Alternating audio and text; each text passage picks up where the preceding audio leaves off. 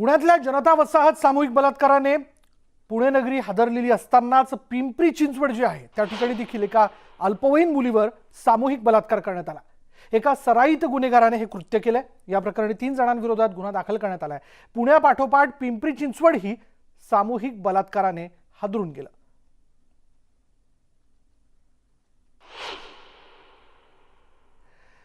दापोलीतही दिव्यांग युवतीचा विनयभंग करण्यात आलाय। 25 वर्षीय युवतीचा विनयभंग केल्याचं कळतंय आणि आरोपी विजय जाधववर आता गुन्हा दाखल करण्यात आला। दापोली शिरवणे इथली ही धक्कादायक घटना।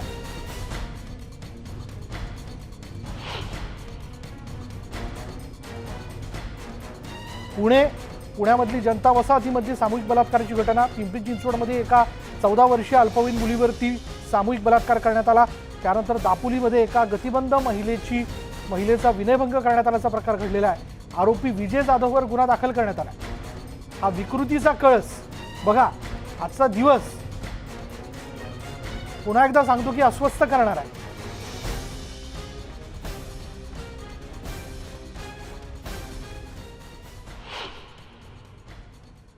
औरंगाबादमध्ये भर दिवसा मुलीची छेड काढण्याचा प्रयत्न करणाऱ्या एका रिक्षा चालकाला अटक करण्यात आली।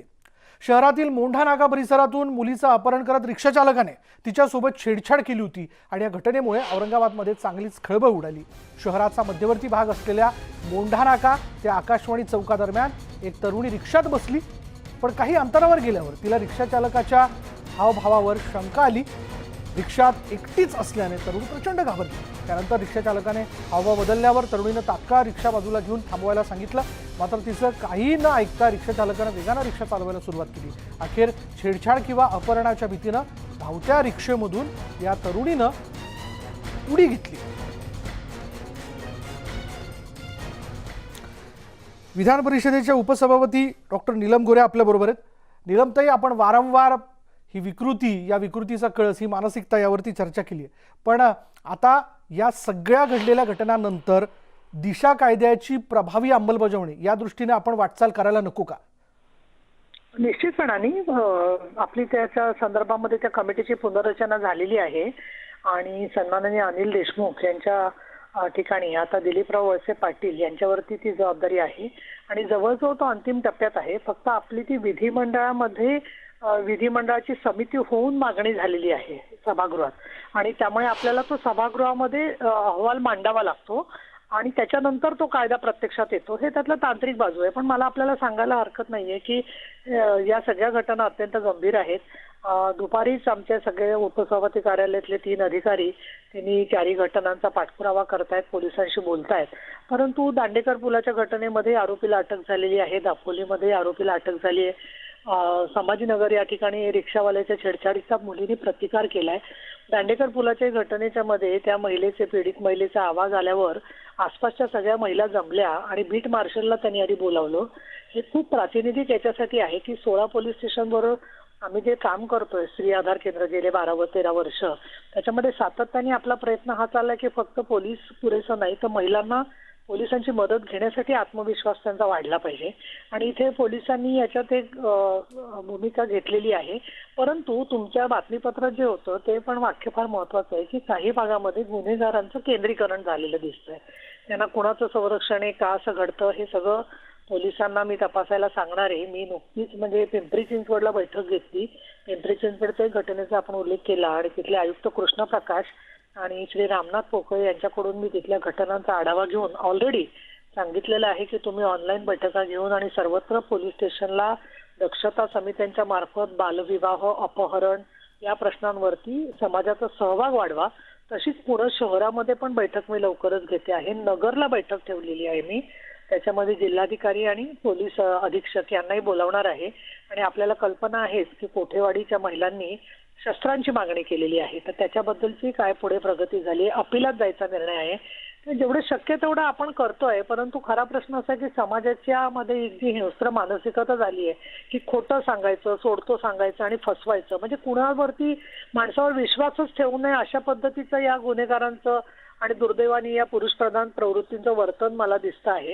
आणि म्हणून सेफ रिक्षा, सेफ प्रवास यासाठी सुद्धा स्थानिक ठिकाणचे परिवहन आणि पोलीस आणि रेल्वे यांनी थोडं कामकाज अधिक वाढवायला पाहिजे अशाही सूचना मी ठिकठिकाणच्या रेल्वे पोलिसांना सुद्धा दिलेल्या आहेत।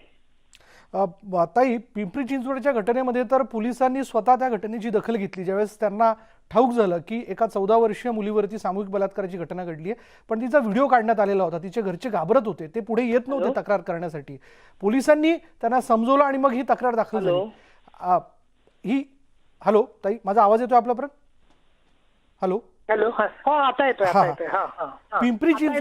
पिंपरी चिंचवडच्या घटनेमध्ये नीलमताई 14 वर्षाची मुलगी आहे आणि ज्या मुलांनी हा सगळा प्रकार केला त्यात तर 2 मायनर आहेत. या घटनेत तिचे आईवडील तक्रार करण्यासाठी पुढे येत नव्हते का, तर तिचा व्हिडिओ काढण्यात आलेला होता, आपली बदनामी होईल अशी त्यांची एक मानसिकता तयार झालेली होती. पोलीस स्वतः गेले, त्यांनी त्यांना समजवलं. अशा सगळ्या परिस्थितीत समुपदेशन किंवा याबद्दलची अधिक जागृती काही काम व्हायला हवं. निश्चितपणे. आणि दुसरं, सामान्य माणसापर्यंत हे पोहोचलं पाहिजे की त्याच्या फोन मधलं डिलीट केलं आणि तो विषय संपतो, असं बिचाऱ्या सामान्य अनेक लोकांना वाटतं. तसं ते नसतं. गुन्हेगारांनी बहुतेक वेळेला ते व्हिडिओ फॉरवर्ड करून ठेवलेले असतात, किंवा पेन ड्राईव्हवर काढून ठेवलेले असतात, ऑलरेडी व्हायरल केलेले असतात स्वतःच्या मित्रांकडे. आणि त्यामुळे अशा आशेवर की बाबा त्या फोन मधला तो डिलीट झाला प्रकार, तर आपली मुलगी सुरक्षित राहील, या अगतिकतेतून आई वडील असे तक्रार द्यायला घाबरतात, ही वस्तुस्थिती आहे. परंतु खूप प्रचंड म्हणजे सायबर क्राईमचे लोक सातत्याने याच्यावर काम करतायत. पण समाज एवढा मोठा आहे, ही जी गरीब कुटुंब आहेत ती सकाळी मजुरीला जातात, ती धन्यवाद नीलमताई आमच्याशी बोलल्याबद्दल. ही सगळी परिस्थिती जी आहे त्या परिस्थितीतल्या वेगवेगळ्या बाजू नीलम गोरे यांनी या ठिकाणी स्पष्ट केल्या आणि दिशा कायद्याच्या दृष्टीनं त्या देखील वेगानं काम करतायत. गृहमंत्र्यांकडे हा सगळा विषय आहे असं देखील त्यांनी आवर्जून सांगितलं. बघूयात, वाट बघतोय आपण या सगळ्या विषयात त्वरित कायद्याच्या अंमलबजावणीची. या बलात्काराच्या घटना आपण जे बघतोय त्या थांबायचं नाव घेत नाही. केवळ महाराष्ट्रापुरताच बोलता येणार नाही, तर महाराष्ट्राच्या बाहेर म्हणजे